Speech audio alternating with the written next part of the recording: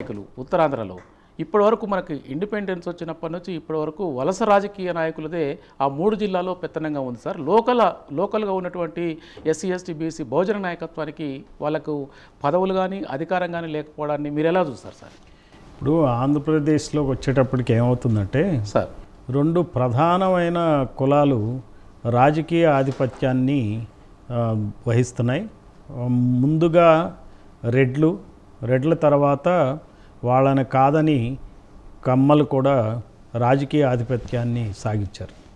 అంటే ముందుగా మనం చరిత్ర చూసుకున్నట్టయితే టంగుటూరి ప్రకాశం పంతులు గారు ఆయన యొక్క ఏ కారణం చేతనైతేనేమి రాజాజీ గారికి ఆయనకున్న మనస్పర్ధల వలన మద్రాసు రాష్ట్రం నుంచి ఆంధ్ర విడిపోతుంది. ఆంధ్ర విడిపోయినాక ఈయన్ని ఇంకా ఈజీగా మన టంగుటూరి ప్రకాశం పంతులు గారిని రెడ్లు దించడానికి మంచి పథకం వేసుకుంటారు. రెడ్లు దించేస్తారు. నీలం సంజీవ్ రెడ్డి గారు ముఖ్యమంత్రి అవుతారు. అంటే ఈ రెడ్లు కూడా అటు తెలంగాణ రెడ్లు ఇట్లా ఆంధ్ర రెడ్లు కలవడంతో మనకి రాష్ట్రం 2 రాష్ట్రాలు అటు తెలంగాణ ఇటు ఆంధ్ర కలిసిపోయి ఆంధ్రప్రదేశ్గా అవతరించడం, నీలం సంజయ్ రెడ్డి గారు ముఖ్యమంత్రి అవటం. మరి ఆయన హయాంలో మనం చూస్తే రెడ్ల ఆధిపత్యం పెచ్చుమీరు ఉంటుంది. చాలా చోట్ల రాయలసీమ ప్రాంతాల్లో కూడా ఎస్సీలు ఓట్లు వేసుకోలేని పరిస్థితి ఉండేది. అటువంటి రెడ్ల ఆధిపత్యం నుంచి కాలక్రమేణా కమ్మ సామాజిక వర్గం కూడా బాగానే పికప్ చేయటం, ఉద్యోగాలు కానీ వ్యాపారాలు కానీ చదువులు కానీ ప్రొఫెషన్స్లో బాగా ముందుకొచ్చారు. వాళ్ళు కూడా రాజకీయ అధికారాన్ని ఎన్టీ రామారావు ద్వారా కైవసం చేసుకున్నారు. సో ఈ ఆంధ్రప్రదేశ్లో ఏమైందంటే ఈ 2 కులాల మధ్యనే రాజకీయ పోరాటం సాగుతూ ఉంది. దీనివల్ల ఏమైందంటే ఏ ప్రాంతంలో అయినా సరే, రాష్ట్రంలో ఏ ప్రాంతంలో అయినా అక్కడ కులాలు ఏమైనా కావచ్చు. ఉత్తరాంధ్రలోకి వస్తే మనకు అక్కడ కొప్పుల వెలమ, కాళింగ, తూర్పు కాపు కులాలు ప్రముఖంగా ఉంటాయి. అయితే ఆ కులాలు కూడా వీళ్ళకి లోబడి ఉండి పనిచేయాల్సిన అవసరం ఏర్పడింది. కాబట్టి ఉత్తరాంధ్ర కూడా కమ్మారెడ్ల పాలన కింద వాళ్ళ రాజకీయ ఆధిపత్యం కింద మగుతా ఉందన్నమాట. ఈ పెద్ద నాయకులు ఇప్పుడు ఈరోజు మనం కనుక చూసుకుంటే ఎవరైతే పెద్ద నాయకులు అనుకుంటామో అచ్చెన్నాయుడు కానీ, ధర్మాన ప్రసాదరావు కానీ, బొత్స సత్యనారాయణ గారి, ఈ నాయకులకి ఎవరైతే రెడ్డి నాయకులు లేదా కమ్మ నాయకులు ఎవరైతే రాష్ట్ర స్థాయిలో సీఎంలుగా ఉంటారో వాళ్ళ అడుగులకు మడుగులు తొక్కకుండా ఉండలేని పరిస్థితి అనమాట. వాళ్ళ కాళ్ళ క్రింద పడి పనిచేసే పరిస్థితిని ఉత్తరాంధ్ర ఆత్మగౌరవాన్ని వాళ్ళకి తాకట్టు పెట్టిన పరిస్థితి ఏర్పడింది. అందువలన ఏంటంటే ఈ రోజున ఉత్తరాంధ్ర ఎవరు చూసినా సరే మా నాయకులందరూ అర్ధరాత్రి మార్చేస్తుంటారు క్యాండిడేట్స్ని. మార్చి అటు సీఎం రమేష్ కావచ్చు, గంటా శ్రీనివాసరావు, లేకపోతే అవంత్ శ్రీనివాసరావు, లేకపోతే ఎంవిఎస్ మూర్తి ఆయన మనవడు, ఇట్లా రకరకాల వాళ్ళు అందరూ వస్తుంటారు. తర్వాత వైసీపీ హయాంలో మనకు తెలియదు ఏముంది, ఉత్తరాంధ్ర సీఎంగా డిఫాక్టో సీఎంగా విజయసాయి రెడ్డి వ్యవహరించాడు, వైవి సుబ్బారెడ్డి వ్యవహరించాడు. ఈవెన్ ఎట్లా తయారైందంటే అటు వైసీపీ పార్టీ కానీ టీడీపీ పార్టీ కానీ నేను అబ్జర్వ్ చేసింది ఏంటంటే కొన్ని నియోజకవర్గాల్లో కొందరు క్యాండిడేట్స్కి డబ్బులు పంపకాలు ఈ రాష్ట్ర స్థాయి పార్టీ ఆఫీస్ నుంచి వాళ్ళ ద్వారా వాళ్ళ మనుషులు వచ్చి రెడ్ల పార్టీ ఉంటే రెడ్లే డబ్బులు పంచడం ఆ ఎమ్మెల్యే కూడా తెలియదు. నేను ఈ టెక్కల్ నియోజకవర్గంలో చూశాను. దువ్వాడ సీను ఆయన కంటెస్ట్ చేస్తుంటే ఆయన తరపున ఒక ఆయన రెడ్డి గారు వచ్చి డబ్బులు పంచాడు. అంటే ఈయన ఊరికినే నామకే వస్తే ఎమ్మెల్యే.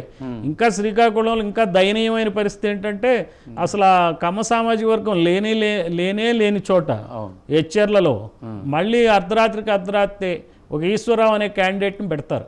అంటే అసలు కమ్మ సామాజిక వర్గం లేదు. నిన్న మొన్న నేను శ్రీకాకుళం వెళ్ళాను, కలిశాను. అక్కడ సొండి కులస్తులు కానీ ఇంకా చాలామంది వాళ్ళు ఆవేదన అంతా ఇంత కాదు, మేము సర్పంచులు కాదు, ఎంపీపీలు కాదు, మాకు ఎమ్మెల్యేలు కాదు, అసలు ఎమ్మెల్యేలు ఇంటర్వ్యూలే దొరకవు, ఇదేం పరిస్థితి, ఇదేం గందరగోళం అనేటువంటి పరిస్థితిలో ప్రజలు ఉన్నారు. సో ఉత్తరాంధ్ర మనం కనుక పాలన ఇంప్రూవ్ కావాలంటే ఈ 3 వర్గాలు ఏవైతే ఉన్నాయో కాళింగ, లేకపోతే కొప్పుల వెలమ, తూర్పు కాపు, వీళ్ళు 3 కులాల వాళ్ళు తమ దగ్గర కులాలైనటువంటి మంగలి, చాకలి, కమ్మరి, కుమ్మరి, సొండి, లేకపోతే నాగవంశం, రెల్లి. లేకపోతే రెల్లి, అలానే ఎరుకల, యానాది, తర్వాత మైదాన ప్రాంతం ఎస్టీలు, వీళ్ళందరినీ వాళ్ళ దగ్గరుండి వాళ్ళు చూసుకోవాలి. సార్ ఇది మీ ప్రాంతం, మీ ప్రాంతంలో అధికారాన్ని మీరు పంచండి. మీరు పైనున్న కమ్మ రెడ్డి రాజకీయ నాయకులకి తల వంచకండి.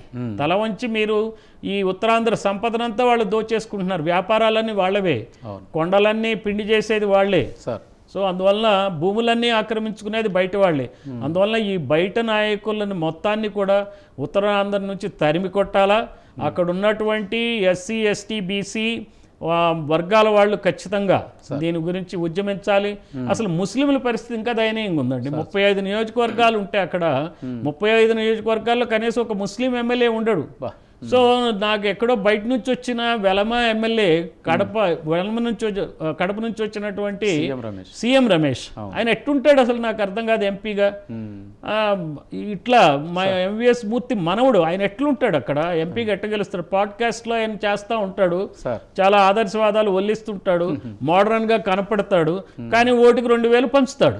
ఏంటిది ఇది? అసలు ఈ రాజకీయ వ్యాపారం చేస్తున్నారు ఉత్తరాంధ్రలో. ఉత్తరాంధ్ర అసలు చాలా మంచి ప్రాంతం, బౌద్ధం నడయాడిన ప్రాంతం ఉత్తరాంధ్ర ప్రజలందరూ కూడా వాళ్ళు శాంతి కాముకులు.